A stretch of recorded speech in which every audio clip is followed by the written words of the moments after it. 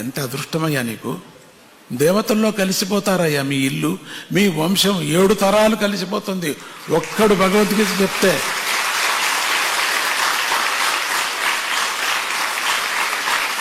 ఒక ఇంట్లో ఒక పిల్ల కానీ ఒక పెద్ద కానీ ఒక భగవద్గీత నేర్చుకున్నారంటే 7 తరాలు వైకుంఠానికి వెళ్ళిపోతారయ్యా.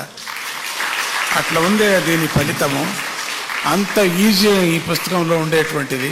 ఈ భగవద్గీతకు ఉండే మహిమ అపారమయ్యా. నేను చెప్పలేనయ్యా దీని సంగతి. ఇప్పటికైనా తెలుసుకో, విను, కష్టపడి నువ్వు కూడా చదువు, రీడింగ్ లిస్ట్లో చేరుకో. తప్పో రైటో చదువు, వస్తుందయ్యా. పరమాత్ముడు చెప్పిన వాక్యమయ్యా. మనుషులు చెప్పింటే రాదు, పరమాత్ముడే చెప్పింది కాబట్టి వచ్చేస్తుంది. చాలా మందికి వచ్చింది అట్లా. ఆ చీపురు తీసే వాళ్ళకంతా వచ్చేసింది. ఎట్లా వచ్చింది వాళ్ళకు? విద్యావంతులు స్కూల్కే వెళ్ళాలా వాళ్ళు? శ్రద్ధ. నేను నేర్చుకోవాలా, నేను స్వామీజీ దగ్గర వెళ్ళాలా, స్వామీజీతో నేను మెడలు వేయించుకోవాలి నా మెడకు అనే ఒక హఠంగా నేర్చుకున్నారు పిల్లలు. 6 మాటలు 7 మాటలు 8 మాటలు కూడా అటెండ్ అయ్యారు పిల్లలు. గోల్డ్ మెడల్ కావాలి. నేను చెప్పాను, ప్రథమ సర్టిఫికేట్ వచ్చింది కదా, ఫస్ట్ క్లాస్ వచ్చింది కదా, చాలు అంటే లేదు, నేను తీసుకోవాలా.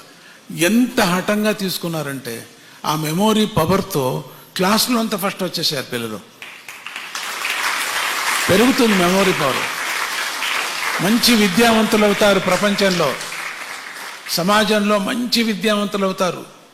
ఇక్కడ కూర్చున్నటువంటి పిల్లలు ఎవరెవరు ఐఏఎస్ అవుతారో, ఎవరెవరు ఐపీ అవుతారో, ఎవరెవరు పెద్ద పెద్ద కలెక్టర్స్ అవుతారో, ఇక్కడ పెద్ద పెద్ద టీచర్స్ అవుతారో, ఎవరెవరు ఇక్కడ కూర్చున్న ప్రొఫెసర్స్ అవుతారో, పెద్ద పెద్ద వ్యాపారస్తులు అవుతారో, పెద్ద పెద్ద రైటర్స్ అవుతారో తెలియదు. పెద్ద పెద్ద పుస్తకాలు రాసేవాళ్ళు అవుతారు ఇక్కడ కూర్చున్నటువంటి మహాత్ములు. మీరంతా కూడా ఉన్నారు మీరు దాంట్లో. అప్పుడు నన్ను అనుకోండి, ఆ సమయంలో స్వామీజీ చెప్పారు ఆ రోజు, నేను అయ్యాను ఈ రోజు అనుకోండి.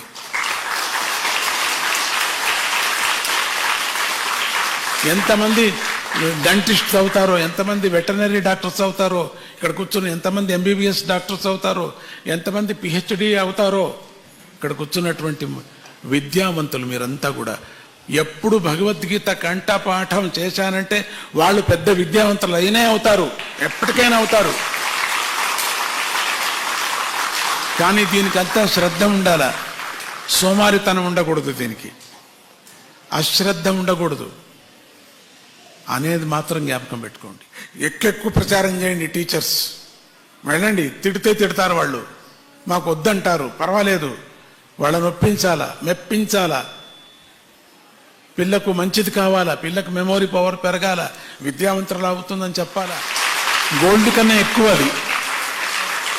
నా చేత్తో స్పర్శ చేసిందంతా గోల్డే, ఎందుకు కాకూడదు? అది అదే మొదట, అది ఏది స్వామీజీ నిర్ణయించారో అదే గోల్డ్ మనకంతే, అదే సర్వస్వం.